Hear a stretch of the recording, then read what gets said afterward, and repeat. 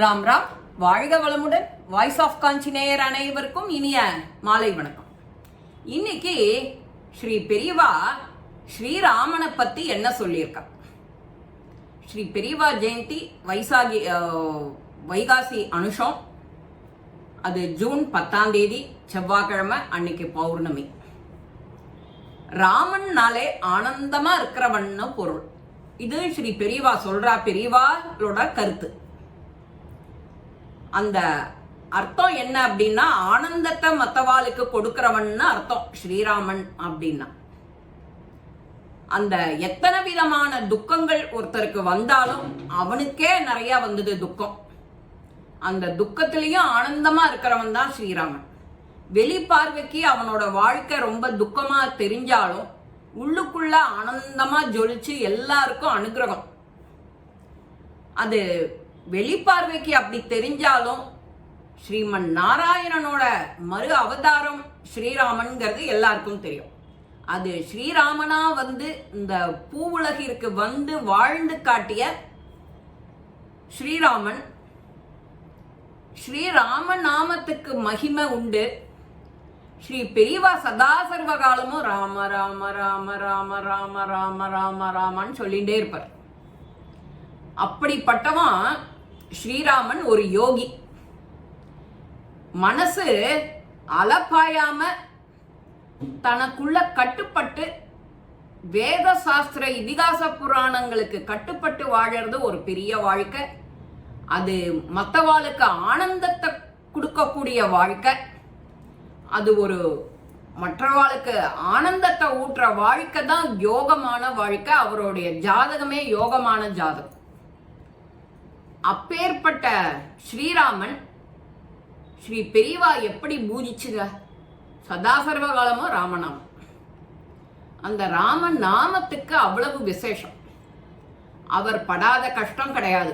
ஆனா எப்போதுமே சிரிச்சுட்டே தான் இருப்பார். மக்களுக்கெல்லாம் ரொம்ப பெரிய உதாரணம்.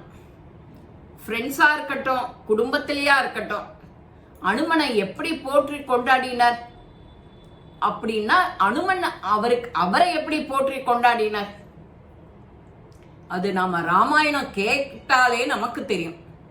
இப்பேற்பட்ட அந்த ராமாயண காவியத்தை நாம ஒரு முறையும் சுந்தரகாண்டங்கிற பேர்ல வீட்டுல பாராயணம் பண்ணுவா, பாகவதங்கிற பேர்ல பாராயணம் பண்ணுவா, வால்மீகி ராமாயணம்னு ஒரு பெரிய புரோசலும் இருக்கு, இதுவும் செய்யுளும் இருக்கு.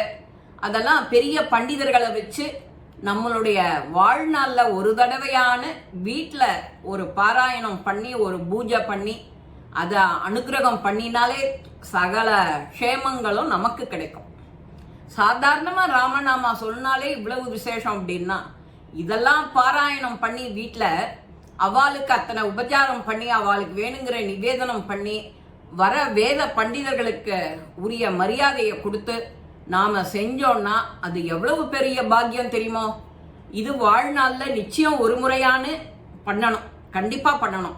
ஒருத்தரையே பண்ண முடியலன்னா கூட 4-5 பேர் சேர்ந்து செய்யலாம்.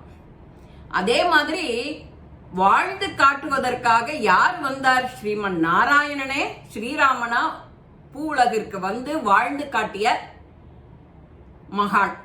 இப்பேற்பட்ட இந்த மகானோட வாழ்க்கைய நாம வீட்டுல ராமாயணம் வாங்கி அந்த புக்கை வச்சு 2 மஞ்ச அட்சதை நெய்யில பிசரி முழு அட்சதை 2 வச்சு நமஸ்காரம் பண்ணினாலே நீ அன்னைக்கு அதெல்லாம் படிச்ச பலன் உனக்கு கிடைக்கும் அப்படின்னு நம்ம சாஸ்திரத்துல இருக்கு.